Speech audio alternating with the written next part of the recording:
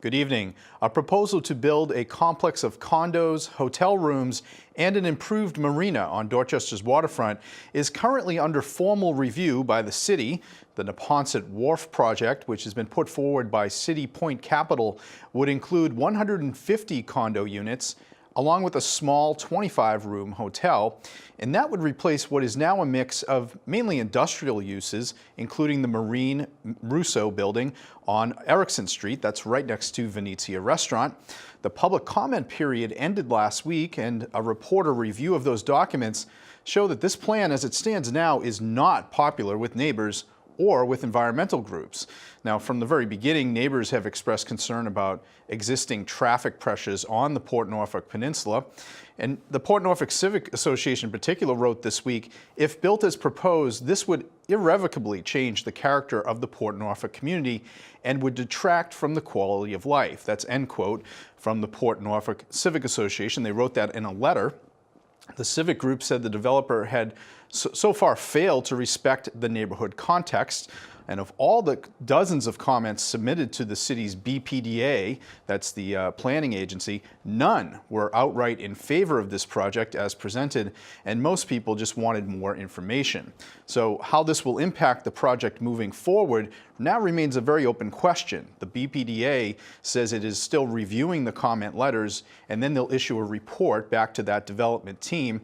So stay tuned for more details on this story as it develops. It's a big project right on Dorchester's waterfront. You can read more about it online at .news.com. UMass Boston owns some pretty valuable waterfront of its own right in Dorchester on what used to be Bayside Expo Center. That's been demolished, of course. The 20 acres overlooking Dorchester Bay is basically empty now and mainly used for parking for the UMass campus, which is absolutely choking with cars and buses these days. The university hopes that the Bayside site will someday become a more active and integrated part of their campus. And this summer, they put out that word to the region's development community in the form of an RFI. It's like a request for proposals, asking about who might want to partner with them to build the Bayside site. Well, the initial results are in, and it's clear that the development community is very interested in this site. There were 16 different companies that responded to the university's request by the deadline earlier this month. They included several firms that already have major interest on the Columbia Point Peninsula, like Corcoran Jennison Companies and Beacon Capital Partners.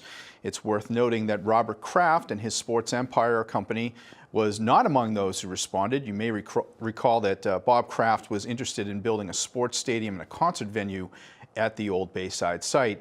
They were quietly talking to UMass about that idea over the last year, but they pulled those plans earlier in the summer after news reports, including in the Reporter, called attention to that deal.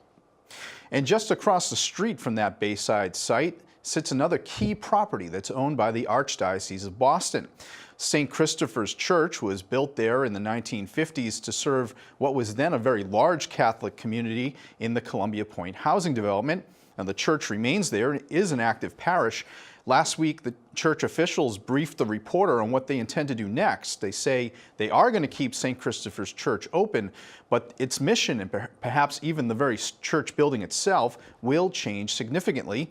Church officials briefed the Reporter on their still emerging plan that would include possibly building student housing for UMass Boston on that site, along with what could be a smaller new St. Christopher's Church.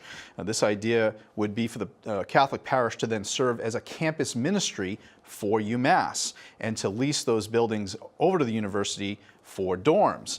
Now, UMass officials are very adamant that they have nothing to do with this plan at the moment. It's 100% a church initiative, but it is another indication of how rapidly change is coming to this booming section of Dorchester there on Columbia Point. Well, Mayor Martin Walsh was the guest speaker yesterday at the 8th annual Boston Irish Honors Luncheon. The event honored former city transportation chief Tom Tinlin of South Boston, the Kennedy family of Dorchester, Bill, Anne Marie, and Nora, and Boston Globe columnist Kevin Cullen, who of course is noted for his work in Northern Ireland and the Republic of Ireland over many years. The event also served as the launch of a campaign to promote next month's big Irish sporting event at Fenway Park. 4 hurling teams from the Republic of Ireland will play in an all-day tournament at Fenway Park. That's on November 19th. People are expecting a crowd of over 30,000 to attend. There were about 400 people on hand yesterday for the Boston Irish Luncheon at the Seaport Hotel. Mayor Walsh focused his remarks on immigration issues, and you can read more about what he had to say and about the event at bostonirish.com. That's the sister publication of the Dorchester Reporter. Well, it's a pretty busy weekend ahead, especially with Halloween coming up on Tuesday. Lots of Halloween events going on in the neighborhood and nearby. Today is the annual Haunted House at the Area B3 Police Station on Blue Hill Avenue. The event is intended for children and teens, and costumes are encouraged. Parents are encouraged to go with their kids. It's today from 4 to 8. And then tomorrow is a Halloween hike in Dorchester Park, which is, by the way, absolutely beautiful right now with the foliage in full splendor. The hike starts at 10 o'clock in the morning at the Dorchester Avenue entrance to the park. Also Saturday, Savin Hill neighbors will gather for their annual Little Kids Costume Parade. It starts at 1:15 from the playground at Savin Hill Beach. And then on Sunday, hopefully the weather will improve. The annual Cedar Grove Gardens Harvest Festival is set. It features horse and carriage rides through Cedar Grove Cemetery, which is also beautiful right now. That one is set for 1 to 3 p.m. on Sunday. Another event to tell you about, the city's BPDA will host a public meeting in Upham's Corner to discuss a plan to revitalize that part of Dorchester. The meeting is set for Thursday, November 2nd. It's from 6 to 8 p.m. at the Kroc Center on Dudley Street. And then next weekend, the Boston Home Center will host a home ownership fair at Mattapan's Mildred Ave Community Center. That one runs from 9 a.m. to noon, Saturday, November 4th. And finally tonight, this weekend, will also feature the rededication of a memorial to a Dorchester soldier who was killed in action almost a century ago. Private Carl Alson was just 18 when he was killed in battle in France during the First World War. The corner of Victory Road and Houghton Street, which is near his old home, was named for him many decades ago. But that memorial fell into disrepair.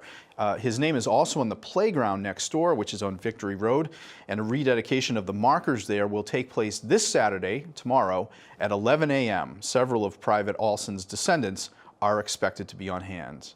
That's the news tonight from Dorchester. I'm Bill Forry of The Reporter for Neighborhood Network News.